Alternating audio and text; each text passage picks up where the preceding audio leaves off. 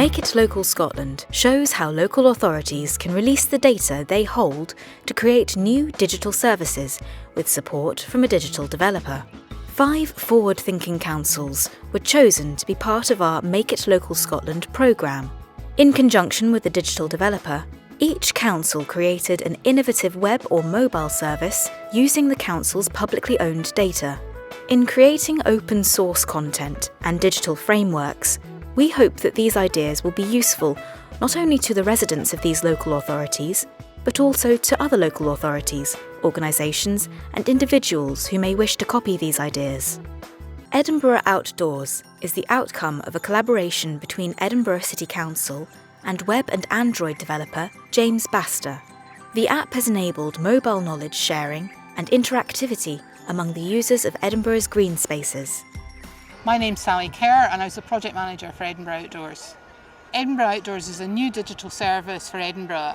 It basically is letting people find out more about parks and green spaces. They can visit and read when they're there on apps. They can add their own comments and photographs and any issues that they want to report as well. It's an opportunity for them to engage more with the parks, get more out of their visits, get a bit of environmental awareness. It's a product that was going to be really useful and innovative for the people of Edinburgh.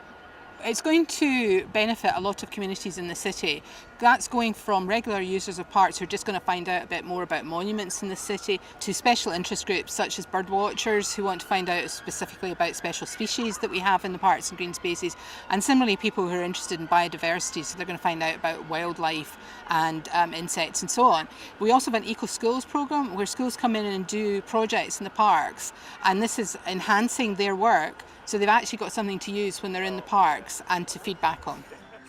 I found it really interesting to read about the sundial. There was an interesting inscription on it, and it was cool sort of finding that and having a look at it and uploading my new picture to it as well. So one of the reasons we wanted to involve local people from the start of the project was we wanted to make it collaborative. So we have Friends of Parks who are completely on board and really like the product and want to promote their own parks particularly, and that's adding richness to the content on the site, and that was always our plan, was to get local people involved and actually to make the product better, adding their own images, their own comments. That's worked really well. It's a project, you're going to see it evolving over time across the whole city. One of the exciting things about the project is it gave us an opportunity to use our site API. Now that's basically a programming tool that allows developers to access data from our council website. Information about park facilities and monuments. Now that data is ours, it's on the website, we don't need to rewrite it, it's openly available, but we just hadn't done that before. It was really simple to do, and it's really motivated the council to start thinking about open data seriously. So one of the functions we added to the system was Report It. Now that's for people who are out in parks and green spaces and perhaps see something that they think needs addressed, or even just have a suggestion that they want to make. And we did a lot of testing around this. People want the ability to feed back and to say what they think could improve a park.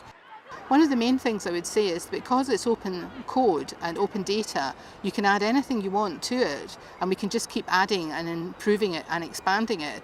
And the other thing is that you can actually reuse it. So for instance, our code could be used by any other city to build a similar product. So there's a lot of potential with the product. Smart Journey is another success story from the Make It Local Scotland programme, using open data to share knowledge and enable better communication among road users. Smart Journey is a travel planning service created by Aberdeen City Council in collaboration with Aberdeenshire Council and developers Swirl and Lighthouse.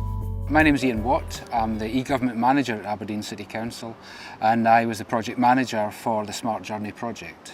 So Smart Journey is a website that allows citizens to make reports of travel disruption available to others up to the date and up to the minute. It combines council data as open data which is fed from back office systems at Aberdeen City Council and Aberdeenshire Council with user generated content, meaning that anybody using the site or the mobile app can get up to date and up to the minute information on traffic conditions. Smart Journey was created because there are a number of different issues that can affect travel within the North East in the city and Shire. But there is no one source of information up to this point that would allow you to see what was happening on the roads. So we decided to pull a number of data sources together that would allow people to find all that information in one place. And the two councils hold a good number of data sets which have not traditionally been exposed to the public. So these include gritting routes, the data that underpins the roads network, so as we call elementary street units and street reference numbers. And what we've done is to bring all of that and to put it into an open data repository, which means that it can then be mashed up with other user-generated data, and anyone who can then wish to can download any of that data as open data and use it in their own applications. My name's Kevin Mitchell. I'm the creator of an app called the Ferryboots app, which is a local app designed to give local information to the local community.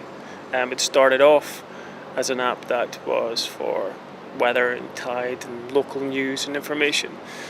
But with the introduction of the Smart Journey project, it also now offers live traffic data into it.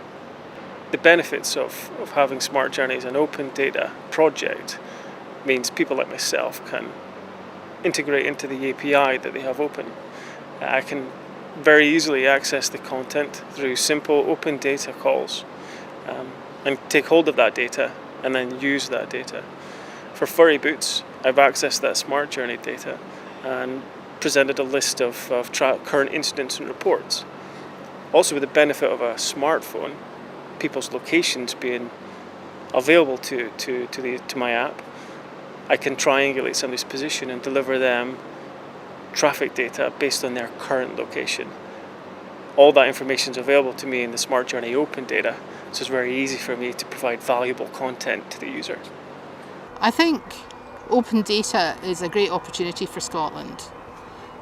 Clearly we're quite a small country and we have a lot of different types of country as well. But because of the types of business we do in local government and in tourism, there's a lot of crossover.